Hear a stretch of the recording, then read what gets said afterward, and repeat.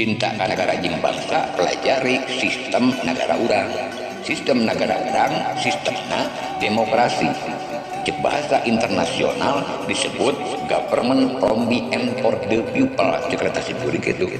Jadi cek bahasa urang demokrasi teh dari rakyat oleh rakyat untuk rakyat. Lebih spesifik deui, demokrasi teh ti urang ku urang keur urang. Artina ti urang ide ku urang gawe keur urang hasil. Tong waka nyaritakeun hasil komo bari ngarep-ngarep hasil. Lamun se urang can boga ide jeung gawe, sabab ide jeung gawe proses. Sabab proses tidak akan mengkhianati hasil. Ide heula di mana ide? Ide lahirna tina otak, pikiran jeung akal. Otak anu cemerlang, pikiran anu brilian, akal anu sehat. Bawa karena proses gawe, otak anu cemerlang, treatment on treatment. Milih gawe saluju jeung keahlian.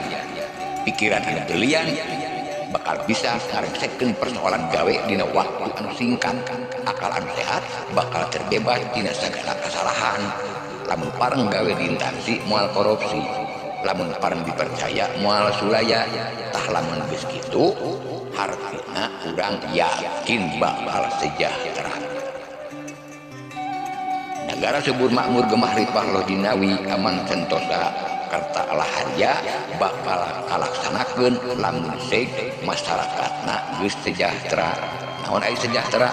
Ari sejahtera teh jelema anu geus bisa nyumponan pangabutuhna. Naon atuh sababna negara teh hese maju?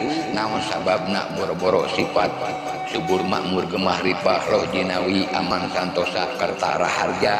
Da jelemana kalolobaanna dina waktu ayeuna lain nyumponan pangabutuhna tapi mudah-mudah kahayaanna.